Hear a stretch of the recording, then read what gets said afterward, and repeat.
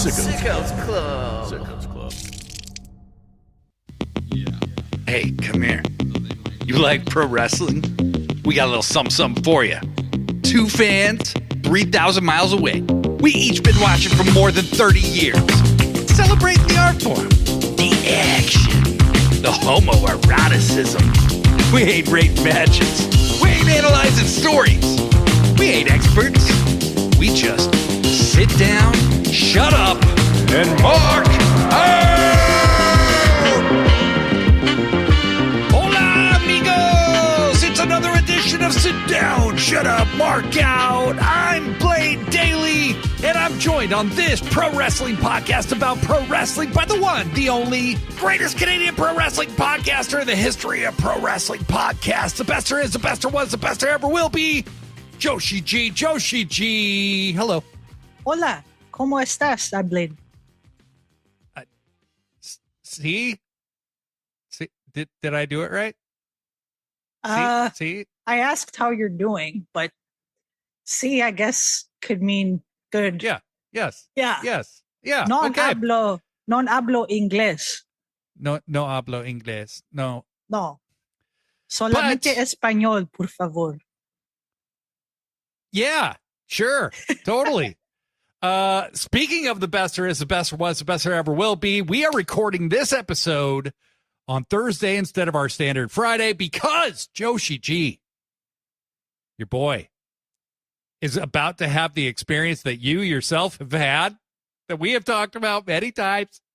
Oh, yes. Me and my buddy, we're going to go see the best there is, the best there was, the best there ever will be. I'm going to meet Bret Hart tomorrow. Yay. I'm so happy for you. These are happy fake tears. Yes, I'm very excited. Very excited. There's going to be some other wrestlers there that I am not going to pay to meet. Chris Jericho, Big Show, Paul White. Also, Carmella's going to be there. Are you going to take a picture with her? No. Okay. But I'm very excited to be going. I have always wanted to meet Bret Hart. I never got to see him wrestle live. So this is the next best thing.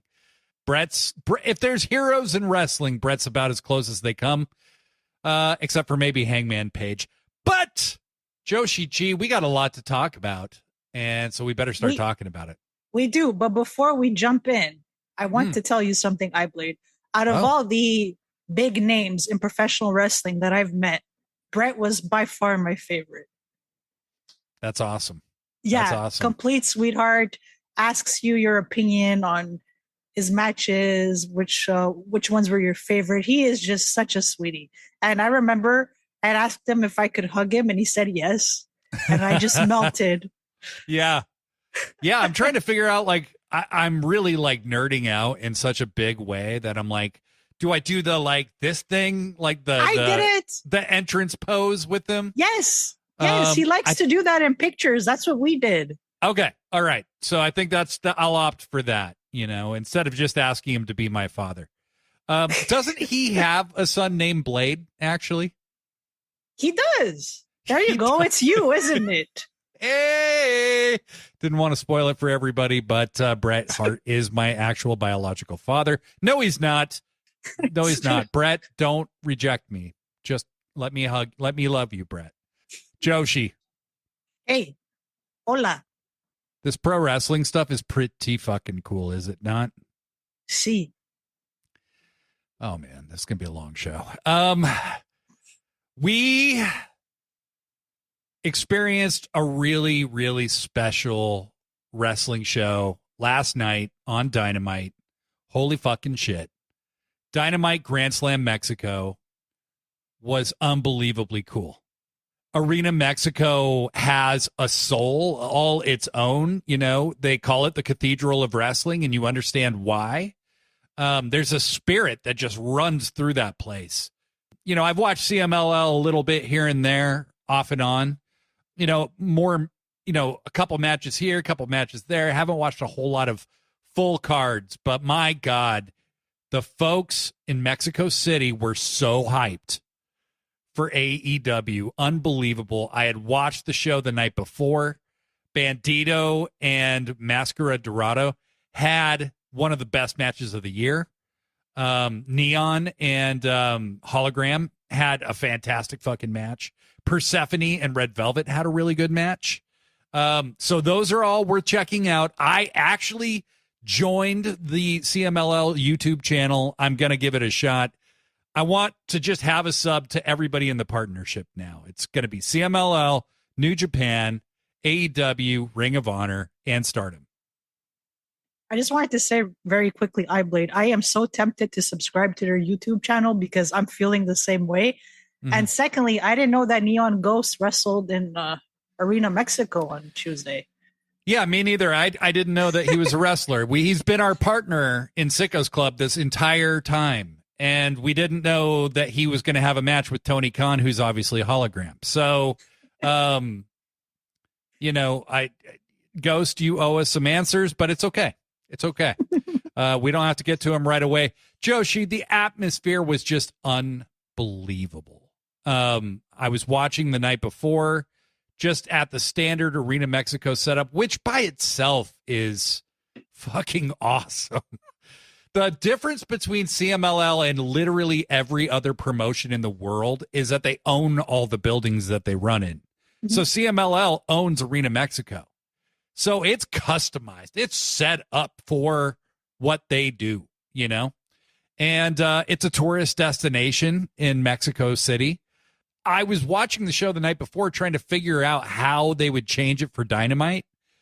And it was kind of minimal how they changed it, honestly. It was just, I love that they wanted to grab the atmosphere of Arena Mexico and just have the AEW people inside of that instead of trying to change it to an AEW thing. You know what I mean? I just want them to go back there many, many times more. More shows in Arena Mexico. Please, please, please, please. That's it. I Show completely over. agree with you. Show's okay. over. Yeah, all right. Done. Bye. Hello again. So I completely agree with you. I thought I've seen Arena Mexico before, not in person. I would love to. It's one of my that's something on my bucket list to go to Mexico City and see a CMLL show live. I would love that. But it is just such a gorgeous and unique venue. Yeah. And it's very easy on the eyes, you know, like looking at it on television. Mm-hmm. And no, I agree. Like the fans were so into the show from start to finish. So many wrestlers got huge reactions. It was a very special night. Mm-hmm. And I think that they need to do more shows there. I completely agree with you. I was thinking the same thing. It's like, you know, go there like 4 times a year or something. I would totally be open to that. It's just, it's so, I don't know what it is about that arena. It's magical. So magical. Yeah, there's something magical about it. And, you know, like the Mexican audience, they have this really amazing energy and it's very contagious. Mm-hmm. And of course, we love luchadors and luchadoras, and the whole visual aspect of it is striking on television. So I'm with you, iBlade. More shows in Arena Mexico. I want to go to Mexico City now. So you, me, let's and go. Joshi J should go together, and like I could just be like your annoying like tag along third wheel. Our toddler, yeah, exactly, exactly. I'll tell people you're my parents. There we go. You know, I'm older than both of you, but I'll do it anyway. Nobody needs to know that. Nobody needs to know. I look kind of young. I probably don't look a day over 44. You don't. Yeah, thank you. But Joshi, we got so much to talk about what happened at the show. You know, this is going to be a show more about vibes, I think, than really going through the matches, because there were some incredible moments that took place this night. And Joshi, I think you're going to lead us into one right now, right? All right.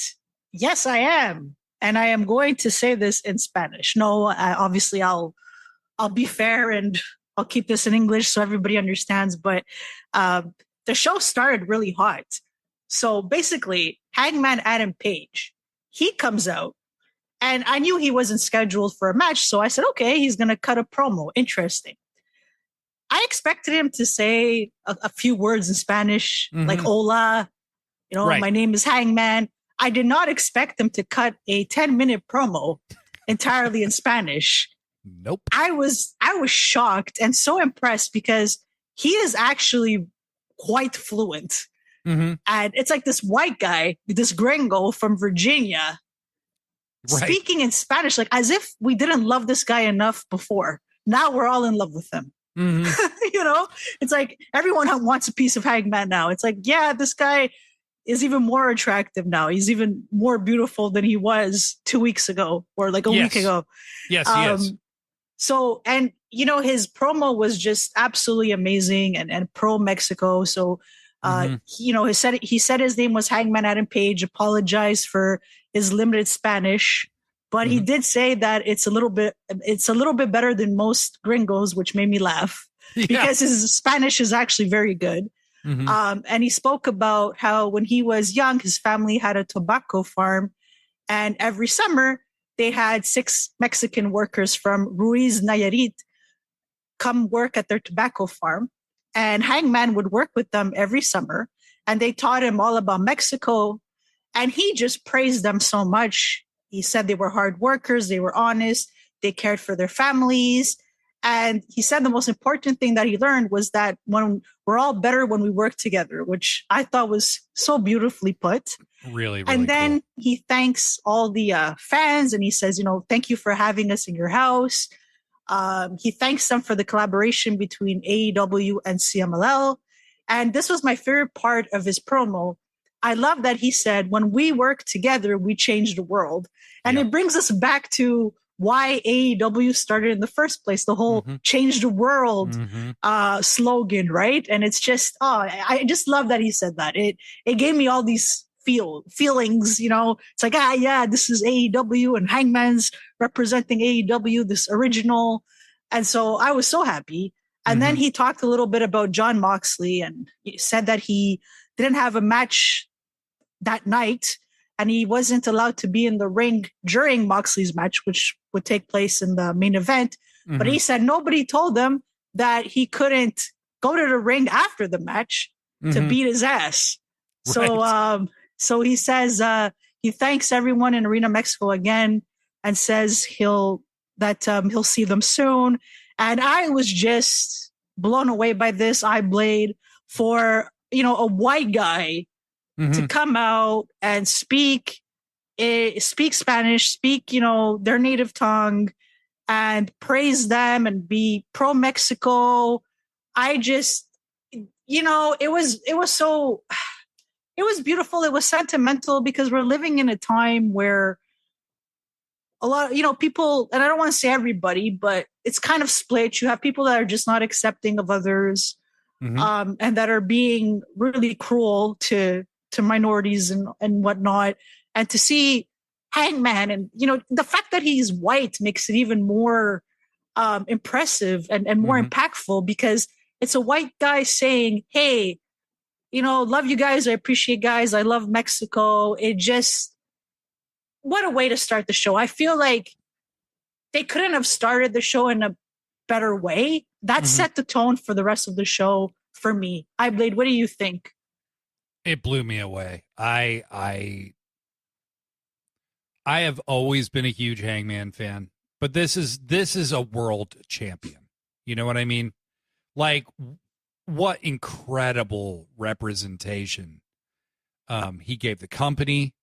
I think AEW, from what we started off talking about, where they didn't try to, completely change Arena Mexico to look like a Dynamite. They were in Arena Mexico. They were in CMLL's house, like Hangman said. They said, thank you for having us. We're visitors. You know what I mean? But we respect you and who you are.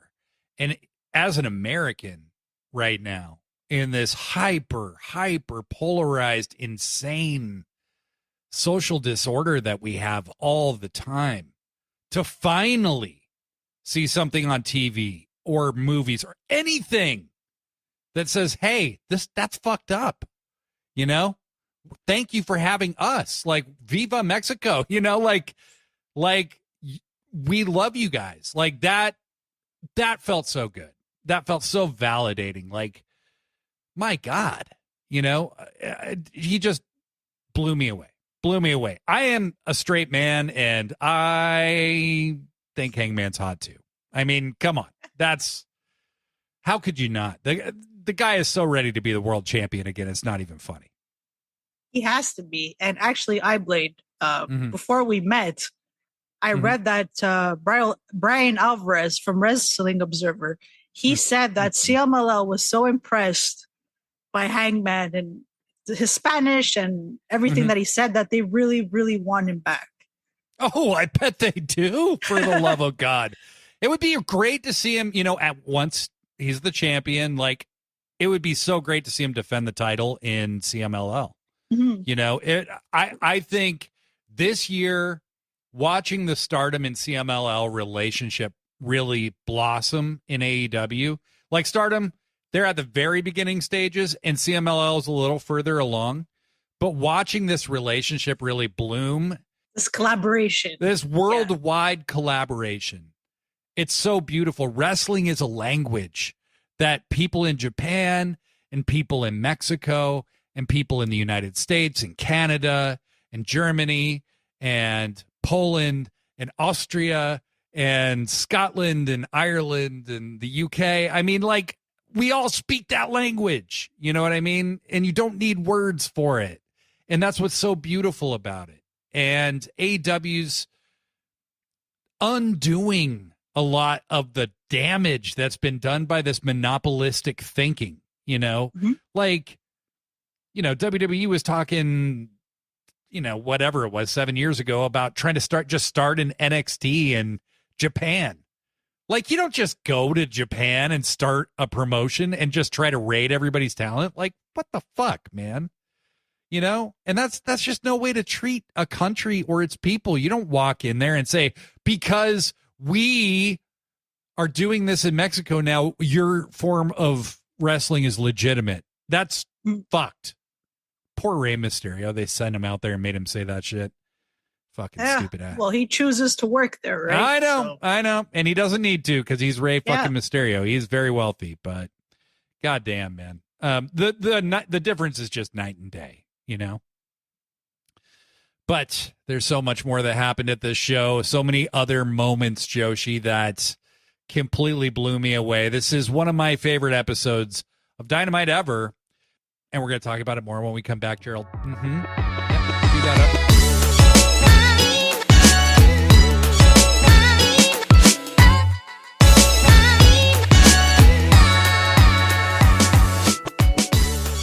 So, speaking of incredible moments, Joshi, Big Bad Brody King made himself a legend last night. Look, I love Brody King. I've always been a fan of Brody King, okay? He is the genuine, true big dog of pro wrestling, okay? He is my personal hound of hell. I've met Brody. He is the biggest sweetheart, nicest dude you could ever hope to meet. And this motherfucker walked out for a 14-man tag match in his, like,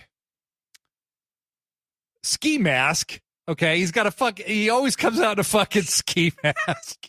He's got a puffy jacket, you know, puffy camouflage jacket on, but it's like in kind of like slightly more effeminate color tones than typical camouflage. And then he's got an Abolish Ice t-shirt on. Fuck yes. Yeah. Fuck yes. Dude. Yes. Like, what the fuck, man? This made my whole night. I love this shit, Joshi. Like, what are you thinking when you see this? I thought Brody King is my hero. He's my kind of person, and I'm watching the right company. This company's for me. 1,000,000%, man. 1,000,000%. Like, it again, it's just so affirming to see AEW, you know, and we were going to talk more about this kind of towards the end, but like, I think we'll just talk about it the whole way through, is when AEW started, everything that they were about was the opposite of what we were getting as like kind of self-hating WWE fans. You know what I mean? Like, I was ashamed that I watched wrestling because so much of it was either misogynistic or racist, and there was so much you had to look past, you know? And it doesn't matter what era, it gets worse the more you go back, depending on what you're talking about. You know, Brett and I on the hard way we just reviewed SummerSlam 2000, and it's like, oh my God. Like, they had a stink face match with fucking Terry and the cat. I mean, it's just awful. Awful. It's just like, there's a reason that women's wrestling has to be rebuilt in the eyes of the average person, is because it was treated like a fucking sideshow. Mm-hmm. But everything that AEW did this evening, except for one thing that we're going to get into towards the end, everything they did, just, it feels like the opposite of WWE. I don't know why WWE thought it was a good idea to go super hard mega, but every business that's doing that is finding out it was a really stupid idea. Because, you know, Target got rid of their DEI stuff and people boycotted. I haven't gone to Target since then. And, you know, yeah, fuck that. And you know what? Like, it hurt them big time. They lost a bunch of money last quarter. It's hurting WWE. It's hurting UFC as well.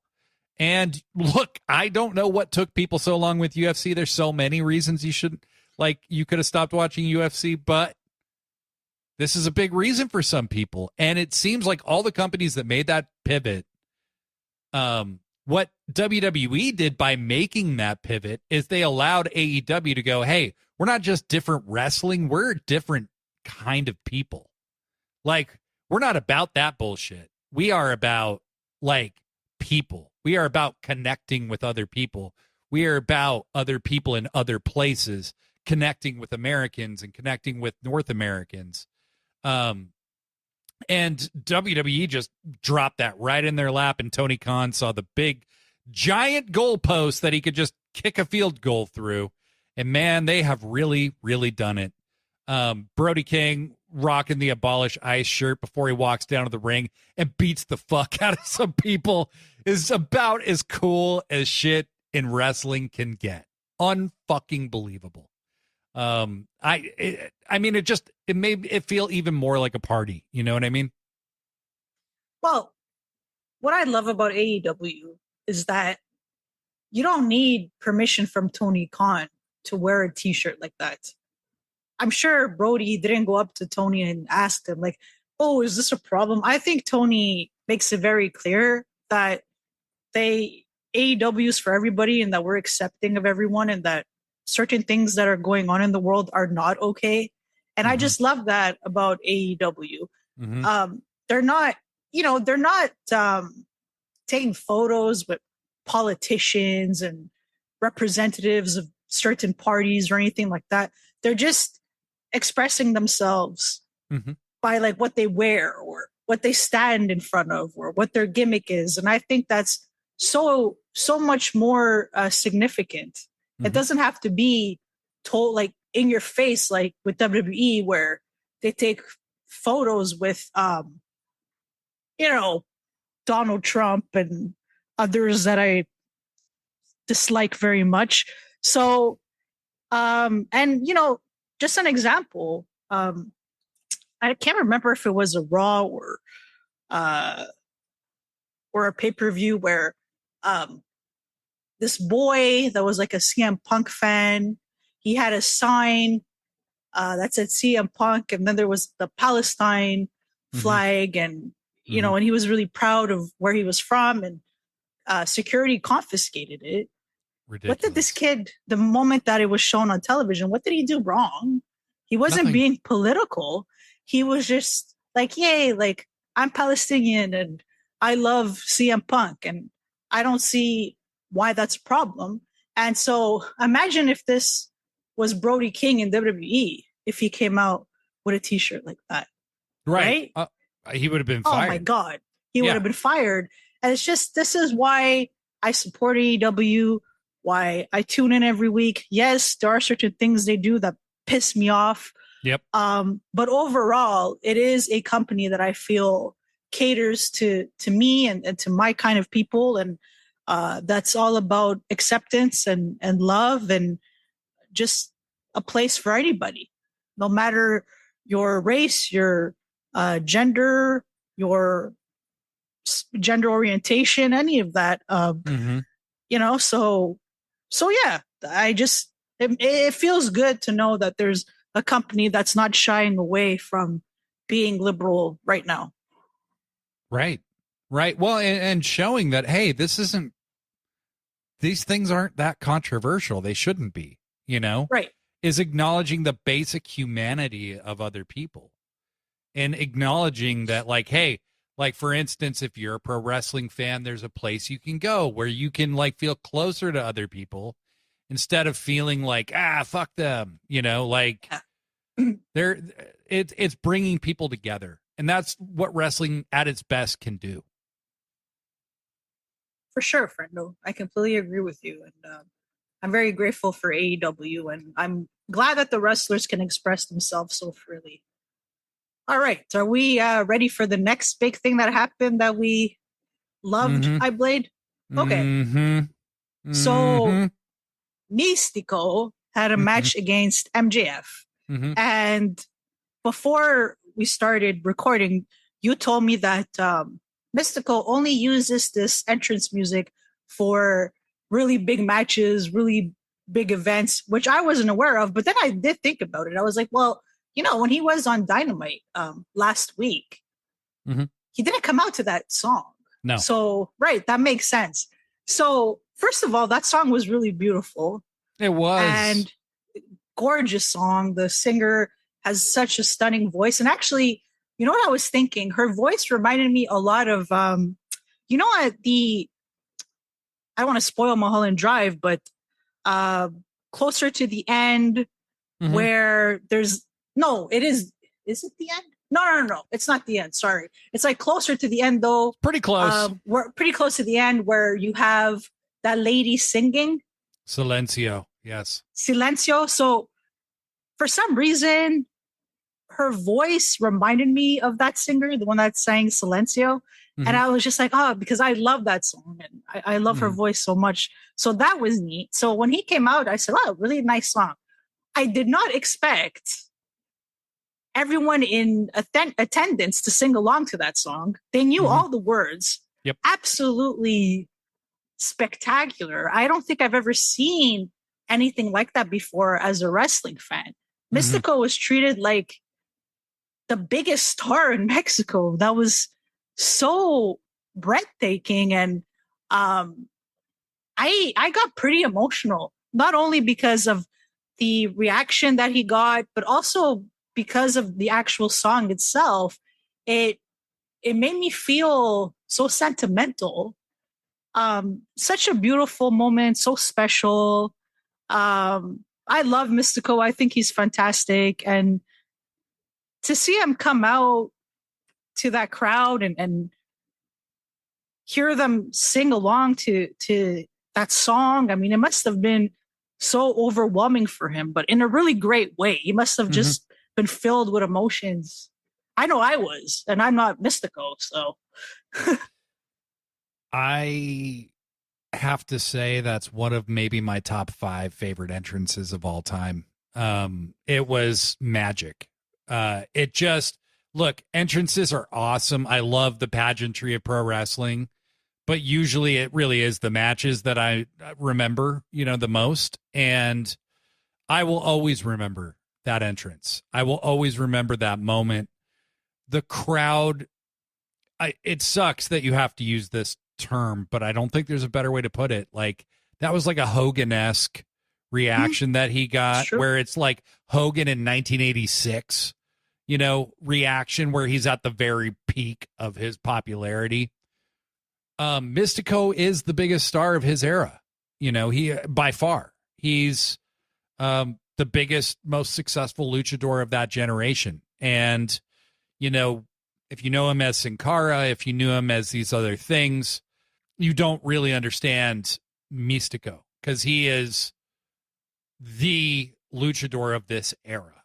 And, you know, Mistico's been around a long time now. Like, he was, you know, since the early 2000s. So, yeah.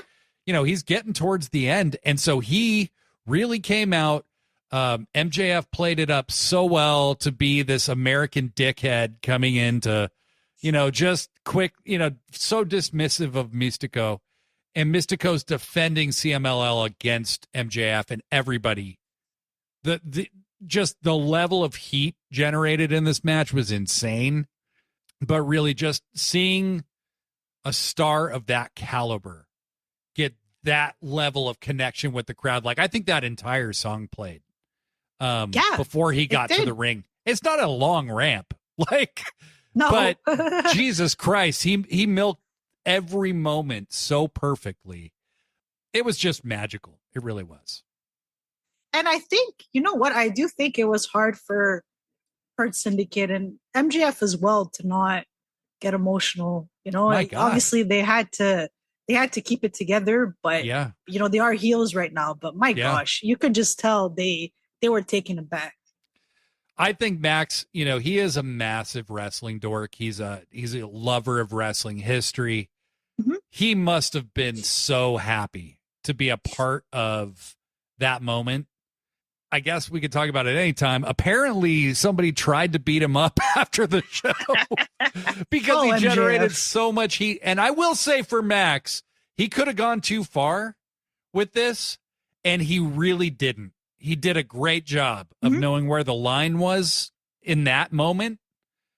And that's probably why he only was, you know, somebody tried to beat him up instead of kill him. Because if he had made the wrong move, they might have tried to kill him. But that was a really, really fun match.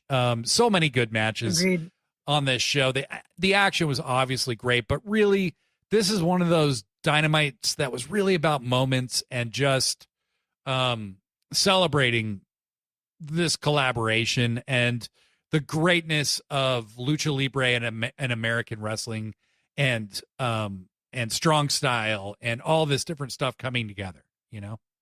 Blade. I'm going to run through the matches and the results. Yeah, please. And we could talk about them briefly. So the opening match was a 14-man tag match. Lots of people. Just a few in this match. So we had Adam Cole, Atlantis Jr., Bandito, Brody King, Daniel Garcia, and Templario against Dax Harwood, the Don Callis family, which consisted of Hechicero, Josh Alexander, Takeshita, Kyle Fletcher, and Lance Archer. And then we had Velato Jr., who was also on that team. So basically what happened was that Cash was not able to get to the show. So we didn't get FTR, right? Only Dax. And so the team of Adam Cole, I'll say, they defeated Dax Hardwood's team. Very fun match. Yeah. What I found very interesting about this match, Blade, the fans were booing Atlantis Jr. They were booing his dad too. Yeah. What the fuck? Like, every time these men stepped in the ring, the fans were like, boo. And you know what? His ass. God damn. Yeah. And I was telling JT, obviously Red Shoes isn't a wrestler, but it's kind of like the Shota Umino situation where I guess they feel like, oh, Atlantis Jr., you know, because Atlantis is his father, they pushed him really quickly. And so I guess it's similar in that way, but man, I did not expect that. So I had read something earlier that day about how, because another thing is Vikingo is kind of getting this same treatment in AAA right now where they're booing the shit out of him. Really? I would never boo Vikingo. Like, I didn't know that. No, he is. Shit. He's like, they're just tired of him or something. I don't know what's going on, but he's a baby face and they're, you know, he's a Technico and they're booing the living shit out of him. But I think it's a nepotism thing where it's a perceived nepotism thing. Atlantis gets the win in this match with a small package on Dax, and the crowd boos the shit out of him. Yeah. Atlantis himself.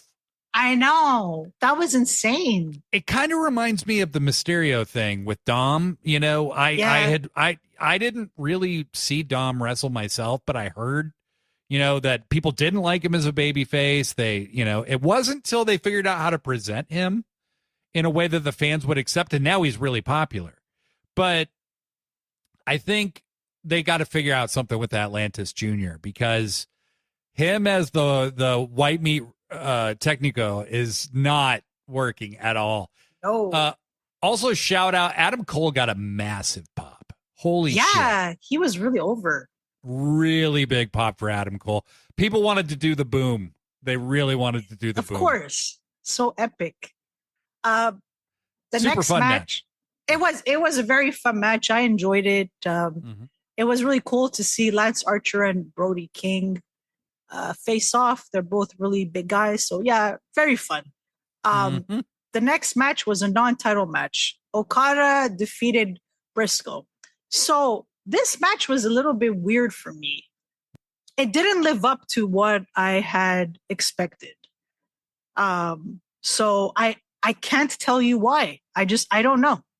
You know, if I were to guess, Joshi, it had no CMLL talent in it. Yeah, that was a big one. Every other match felt like through the entrances and through all this stuff, there's a reason it was happening at Arena Mexico, you know? True. And this match is two AEW guys going at it. And I'm sure they wanted to get Okada in there because he trained in Mexico. I just think it would have been very different if he had gone up against a CMLL talent. It would have made the match feel like there's a better reason for it. They tried to come up with some reasoning for it, which is Briscoe's trying to like stand up for Kenny. Yeah. But we all know Briscoe's going to lose. So like, he's not going to successfully stand up for Kenny. Why did this match need to be on this show? I think that was the takeaway I had. It got 13 minutes or so, which is just kind of long for a match that's not featuring any CMLL talent. And it's not like a dream match either. You know, I love Mark Briscoe. I love Kazuchika Okada, but I think there was a different way to have Okada on this card. And this wasn't it. Now that you've said all that, I believe you're absolutely right. Looking back, that was a problem for me. And I remember when they had announced this match, it's true. I thought to myself, what? To AEW guys, what the heck is this? And it's just, you know, Tony has to take note of this. Next time they run a show in Arena Mexico, don't do AEW versus AEW. I think I don't think it was a good idea. Yeah. No, luckily it was only one match, but you really felt it. Like it just felt really off. Like it didn't belong on the show. Right. And I think as we're going to conclude at the end of this episode, there's something else they could have put here that would have made a lot more sense and probably left us feeling a lot better. Thank you, iBlade. We'll get there. So next up, we have a singles match, and we did discuss this briefly earlier. We had Mistico defeat MJF by disqualification. I really like this match. This was actually one of my favorite matches of the night. Unbelievable. Maybe my favorite match of the night, honestly. It was just, MJF was fantastic. Mistico is just so talented. And I liked how MJF kept taunting him and the audience. And MVP was clearly getting very frustrated with MJF. It just worked for me. You know, it's like I really like that the American was the heel. Yes. You know? The Americans are the heels right now, guys. So exactly. it kind of made sense, you know? It was kind of even like cathartic for me to watch the like alpha pro America guy get, you know, feel out of his element. And it was interesting to see MVP and the Hurt Syndicate look a little out of their element. You know what I mean? That was also interesting. because they always look so calm and cool and collected. And MVP looked a little rattled a few times, which you usually don't see. He's usually so calm. He was freaking me out. I said, "Guy, like, dude, you need to sit down and relax a little bit." I was trying to figure out how you end this match because I'm like, you cannot beat Mistico. You cannot beat Mistico. And so I didn't think they would, but I was like, it seems weird that they would pin MJF in Mexico, like on a Dynamite. The guy doesn't wrestle that much, The ending made sense to me. Well, question for you. Do you think there will be a rematch at Forbidden Door? I'm really hopeful that there will. Me too. It's looking likely. I think so. I think they run this back at Forbidden Door. I would love that. They could even do it at All In. Why not? They could do it at All In. I think I'd rather them do it at Forbidden Door just because I think the outcome would be more interesting. If they do it at All In, I think MJF wins. And I think if you do it in England on neutral ground, it could go either way, Good point. Good point, I believe. So the next match was a four-way match, and the winner would get 4 million pesos. So Hologram defeated Lio Rush, Mascara Dorada, and Ricochet. This match was terrific. Loved it. I will say this, though, and please, Hologram fans, don't hate me, but I actually really wanted Mascara Dorada to win this match. I did too. Is so freaking good. I was just like, come on, Dorada. Unfortunately, that didn't happen. But, obviously, we all know how amazing Ricochet, Lio Rush, and Hologram are. But man, Dorada is something special. What an amazing luchador. The match he had with Bandito on Tuesday was so fucking great. And the match, in this match, this guy was on fucking fire. Lio Rush, getting to see Lio Rush wrestle by himself is always fun. I love Lio Rush. I loved the tease. I had a vision in this match. Ricochet says he's looking for a group. Yeah. Their literal name is Crew. You have the 3 biggest douchebags in AEW in one group. Are you kidding me? These dickheads in these coats with Ricochet. Oh my God, it wouldn't just work. I mean, the world might explode just from the dorkiness. You know what I mean? Oh my God. I was happy for my boy Hologram. I'm a big Hologram fan. I love this guy. It's interesting because I was doing some reading. He was never a huge star in Mexico. He was an indie guy. And, Bandito actually, as well, he spent some time in CMLL, but he really came up on the indies in Mexico. So he's not heavily associated with CMLL or AAA. He did spend more time in AAA than he did in CMLL, but he's not as super associated with either one. But the Mexican fans were all about Bandito and all about Hologram. Yeah. So it was cool to see Hologram get the win in this one. But man, I was on the same page with you. I was rooting for Mascara Dorado. He's super good, super special. Bandito, after their match on Tuesday, Bandito said, "I want you in AEW," and what he meant was, "I want you in AEW more." And the crowd literally started booing him because they're like, "What? You cannot take this guy from us." Right, in Mexico. They thought he meant I want you to sign and leave. Yeah. But like, he tried to fix it, but it was too late. So anyway, this was a super fun match, really good. All right, so the next match was a singles match for the CMLL World Women's Title. So please give me a punching bag right now. All right, I'm not going to get into this right now. We'll talk about this later. But Mercedes Moné defeated Zeuxis and became the new CMLL World Women's Champion. So I wasn't surprised that Mercedes won this match. I figured it would happen. Yep. CMLL wants her to represent their women's division. I get it. So this match was too short. And I was getting so into it. Mm-hmm. But unfortunately, they decided they're only going to get like 9 minutes. Right. So I wanted more. I thought they deserved like 20 minutes. Zeuxis looked so good. I was really enjoying watching her, and Mercedes, like always, she was adding some more moves into her wrestling toolbox. Always amazing to see Mercedes change it up. Man, she adjusts to her opponents so freaking well. I gotta say, this lady is in her bag right now, man. She's riding high, man. I mean, the ending of the match. So the end of the match, her finisher. I mean, I don't even know what I would call it, but she has never done that before, and she executed it perfectly.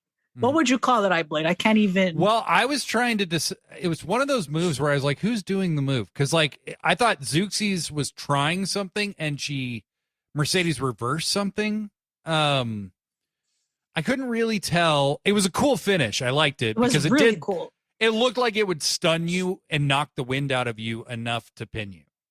So I believed it. I bought it as a finish. I just couldn't believe it was happening so soon. It was the shortest match of the whole show. And they did have a whole thing afterwards that was clearly a big deal. Yeah. Mina waves at Mercedes from the top of the ramp, of the top of the set. And Mercedes is like yelling at her. And then Carmen Sandiego shows up behind. Did you ever watch Where in the World is Carmen Sandiego when you were a kid, No, Joshi? I haven't. Oh, no. Okay. So you don't get this reference. Okay. No, I didn't. I want you to look. I'm going to send you a picture of Carmen Sandiego while we're done here. But Tony has this awesome, like film noir detective kind of trailer playing, talking about trying to track down Mercedes. And then she shows up behind Mercedes and starts beating her ass. It was really cool. I really liked it. Tony got her licks back on Mercedes. Look, I love these two. I'm super glad that they're continuing to make this match feel epic and huge. If it wasn't the only women's thing that happened on the entire show. I know. Listen, I liked what happened after the match. I thought it was really cool. Like Tony Storm's video, and then her, just standing behind Mercedes, kind of looked like she was sniffing her, and then decides to German suplex. Suplex her ass while she's holding 6 belts. And did you see people saying that was like a Sonic, like getting hit and losing the tokens? Yeah.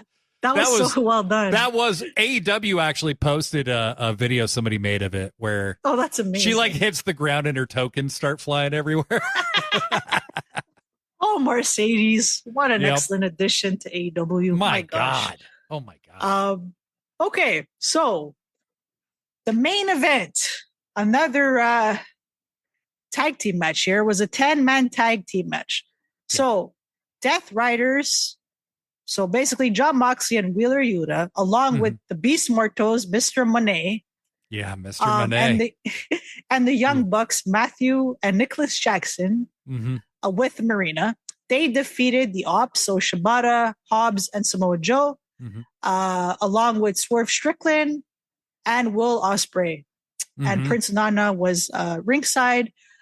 So this was an interesting one because Claudio was originally scheduled to be in this match, but he couldn't make it. And they replaced him with the Beast Mortos, which is a really big deal. Right. Because Tony had to plead with Salvador, I believe his name is, to get Salvador Luteroth. Yeah. To get Mortos booked on the show. And he made it happen. It was really cool to see Mortos in Arena, Mexico. I love that man so much. He now belongs to Mercedes. My God. The Beauty and the Beast. I thought this was an excellent match. Will Ospreay freaking rules. I mean, they all rule, but they all do. Well, freaking Will, man. It's like, just want to hug this guy all the time. His poor head. I love him. I love him. And the black eye, the big shiner he had too. It's poor. I mean, I just want to protect him. He looked like he just got out of the hospital and got on a plane. Yeah. And I love the reaction to Samoa Joe. Mm-hmm. So at one point, I was just laughing because Tony Schiavone, he says, the crowd is reacting like this to Samoa Joe because it's his first time in Arena Mexico. It's like, Tony, no. He gets this kind of reaction everywhere he goes. It's a lot of wrestlers' first time in Arena Mexico. Yes. This is Joe. The whole world loves Joe. Joe is, fuck, man. He's just so cool. He is. How can you not love this guy? He's just the coolest motherfucker in the world. Like, aside from Hangman. It's like Hangman and then Swerve and Joe are tied. But Hangman and then Swerve and Joe. But like, holy shit. Like, the reaction he got was awesome. Like, I was super happy for him, you know? Like, this guy has been able to cross some huge bucket list shit off his list the last few years. Him and Punk wrestled at Wembley in front of the biggest wrestling crowd of all time. Mm-hmm. Paid, anyway. Not the people who were forced to go to that North Korean shit. Oh, my God. But, you know, I'm just so happy for Joe that he's still in the spotlight because he deserves it, man. He deserves it. I mean, he's in a trios group with Shibata and Hobbs. How the fuck does it get any cooler than that? I don't think it does, my friend. It just doesn't. Yeah. Fuck. Anyway, I'm sorry. I don't mean sidebar, but we just love Joe here. We love him. I had an idea, iBlade, because I love this show so much. Mm-hmm. I think that at Forbidden Door, because we've seen AEW talent wrestle New Japan talent pretty regularly at this point, I would totally be okay with CMLL AEW being the main collaboration. Like, of course, you would still have matches with NJPW wrestlers, but I think it would be refreshing, especially because when you think about it, a lot of the big dream matches that we wanted to see between AEW and New Japan wrestlers have happened. Right. Not that there aren't others, of course, but if they decide, you know what, okay, this year, let's focus more on CMLL, I'd be open to that. Absolutely. I think, and Stardom. I mean, that's the other thing. Of course, like, we need more. Yes. We need a bigger relationship with Stardom and TJPW. You know, like I would love to see more. I would love to see Maki Ito make an appearance at Forbidden Door. Yes, me too. That would be awesome. Yeah, and Yamashita. Oh shit, yeah.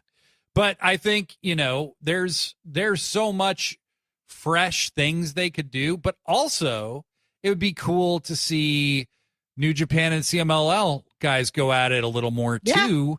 For sure. You know, it doesn't need to always, not every match needs to be an AEW match. And I think for sure we're getting to the point now where the CMLL talent has been involved enough in the AEW television and ROH stuff that the fans are getting to know them as characters a little better. You know, like Hechicero has a totally legit following in America now that, and my God, I mean, he's getting babyface reactions in Mexico where he's a Rudo, you know? So it's rules. Like, he rules. How can you not cheer Hechicero? He's just the shit. What a man. badass. Yeah. What a fucking badass. And, you know, to summarize, AEW is the true alternative to WWE, not just in product, in philosophy.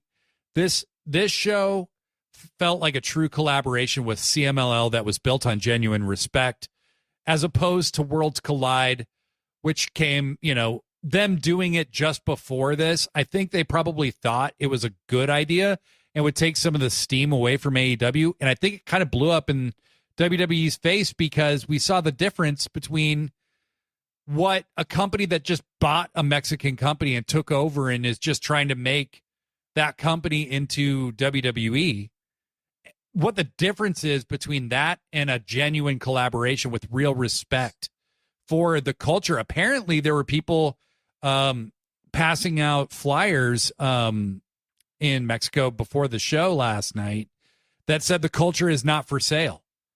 Good for them. I love it. I love it. Me too. And this AEW being outwardly pro Mexico, pro immigrant, pro LGBTQIA plus at a time when even companies that are known to be more liberal or have been more liberal in the past aren't saying shit. As a wrestling fan, I just can't express how good that feels. Like I said, I used to be ashamed to admit that I was a wrestling fan because of how ignorance was celebrated in pro wrestling. Racism was celebrated in pro wrestling. Misogyny was celebrated. Homophobia was celebrated. And AEW is everything I always wished my favorite promotion would be.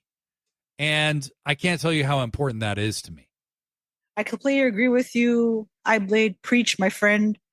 It's so true. And actually, Persephone, if I'm not mistaken, she shared, I don't know if it was a post or an Instagram story, what exactly those sentiments, were not for sale. And I think it's really important for people to be outspoken about that. And I think AEW is just doing such a great job going to different countries and saying, hey, we're visitors here. We're not taking over. Like, you thank you for having us and thank you for accepting us. And we love you guys.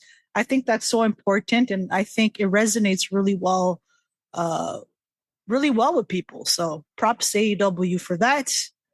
And when we come back, we're going to discuss a problem.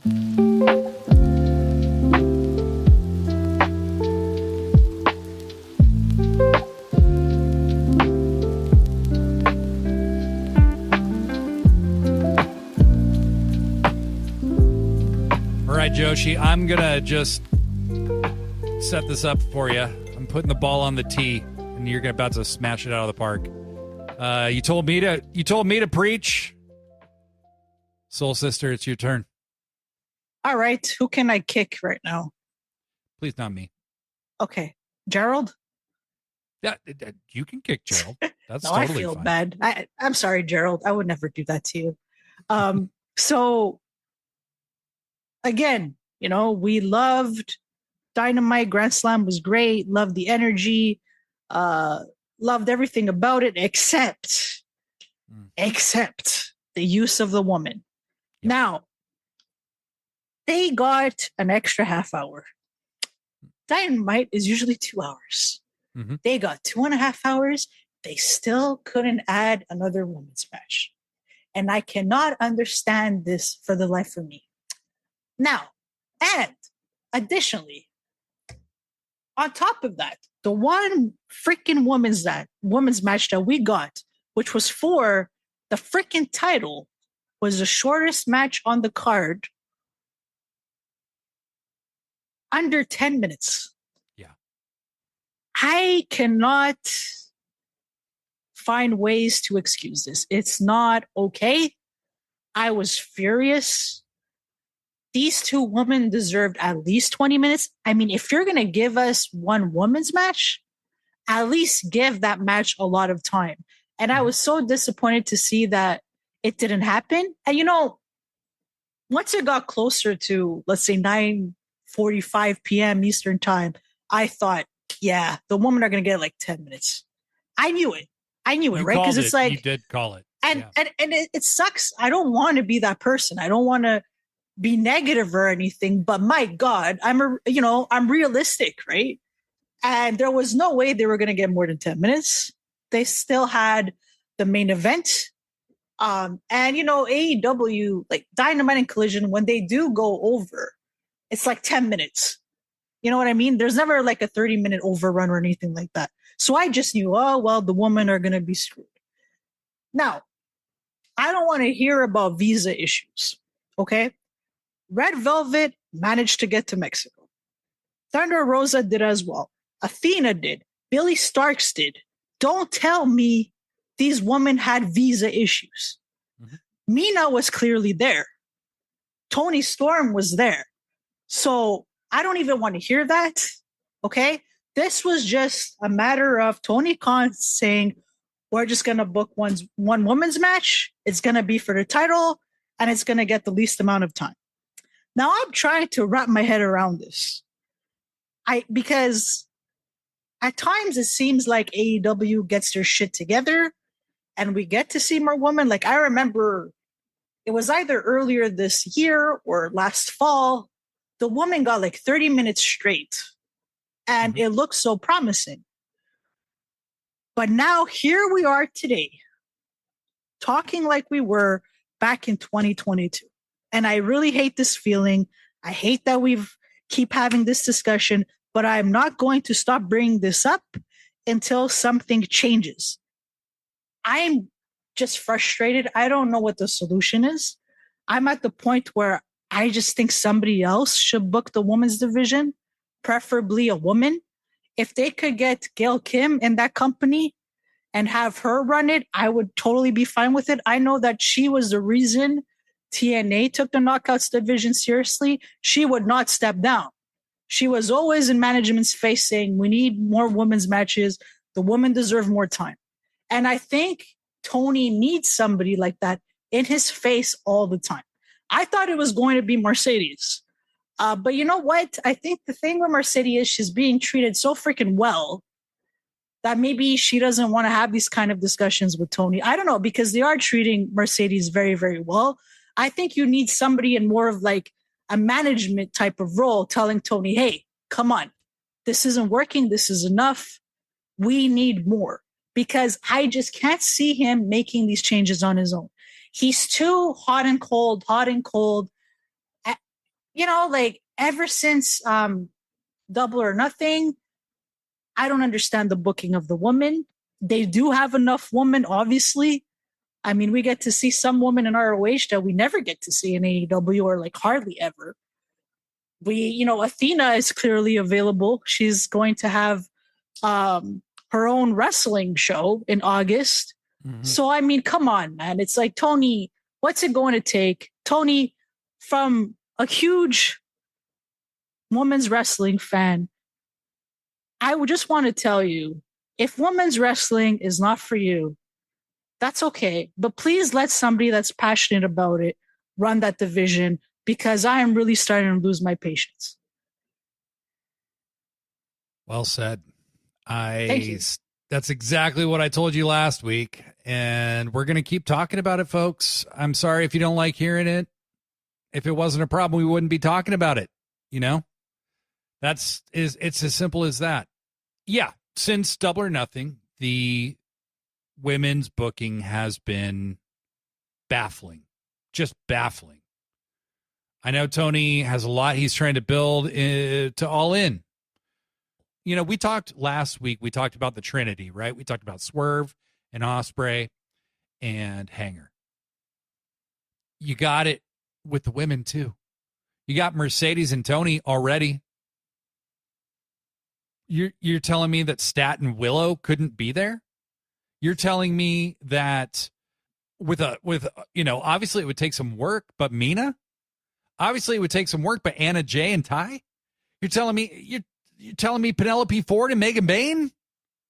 You could have the most insanely stacked roster of strictly women's talent that any major international wrestling promotion has ever had. The talent's all there. The women didn't even make it onto the show till 10 p.m. And there was no women's segments. There was no interviews. There was no video packages. There was nothing. And so the next time Tony starts building up the women again, I'm not going online and saying, isn't it great how AEW is starting to really change? I'm not going to do that. I need to see sustained change from now on. You know? Same. You could have had a multi-woman match where that Okada-Briscoe match was. Yeah. Y'all, I love Briscoe. I love Okada. They're great. Yep. But God damn it. Like an 8-woman's tag or something. Exactly. You could have had the two, some of the tag teams that they've been having team with each other against some of the other tag teams they've been showing. Could have had Megan Bayne and Penelope team up with, Deanna and Taya Valkyrie and face The Catalina. La Catalina and Anna J and Ty and somebody else, you know? Red Velvet. Well, I don't know. It wouldn't have been hard, though. No. Thunder Rosa was doing all this promo for that show and wasn't even on the AEW part of it. Come on, guys. This sucks. Yep. I hate having to talk about this, but it's just the truth. I hate it. It doesn't sit well with me. It's like you just look at Tekla, putting her in that really crappy time slot. Mm-hmm. 2 weeks in a row. What are you doing? Why is everything different all of a sudden? I don't understand. I think we are far better off not making excuses when things like this are brought up. Don't make excuses. Just demand better. Demand better. Because we're going to keep demanding better. Because women's wrestling is awesome. There's too much talent here to not be doing anything. Stop it. Stop it. This was a wonderful show. Like I said, one of my favorite episodes of Dynamite ever. I don't want to be a stopwatch nerd that's clocking times. Come on. Yeah. But I feel like I have to sometimes just to illustrate the point. Otherwise, people just act like it's no big deal. It is a big deal. For sure. That's all I got, Joshi. That's all I got. Well, the last thing I want to say is for any of the female listeners tuning in every week or whenever you feel like it, if you want to voice your opinion, find a way to collaboratively share our sentiments online or something along those lines, please feel free to contact me. I will post about this on Blue Sky and Threads in the next couple of days. So for any of you that feel frustrated like I do and want change, please know that you can also use your voice, and I would appreciate it if you share anything that you have to say with me, and I will be happy to share that on social media and try my best to get our points across, and hopefully we'll be listened to. So stay tuned. I will post about this very soon. We're not going away, Tony. That's you got to fix it. You got to fix it. I think having a woman involved in creative and booking is essential at this point. Fix it, Tony. Other than that, Grand Slam Mexico was fantastic, inspiring, awesome. AEW's awesome, except for this one huge, massive problem. In complete agreement, but mucho gracias, Mexico. Muchos gracias. And muchos gracias to all of you who listen to us week in and week out. Go to sickosclub.com. Check out our merch. Check out the writing. Check out Brett Michelle's podcast, The Hard Way. Make sure you're subscribed to our feed. And, hit us up. Sit down, shut up, mark out at gmail.com. Let us know how you're feeling about the show. Let us know how you're feeling about pro wrestling. We would love to have you all to get your feedback. We love the good, the bad, the ugly. Let us know what you think. We love you all. Till next time, I'm Blade Daly. I'm Joshi G. Pro wrestling forever.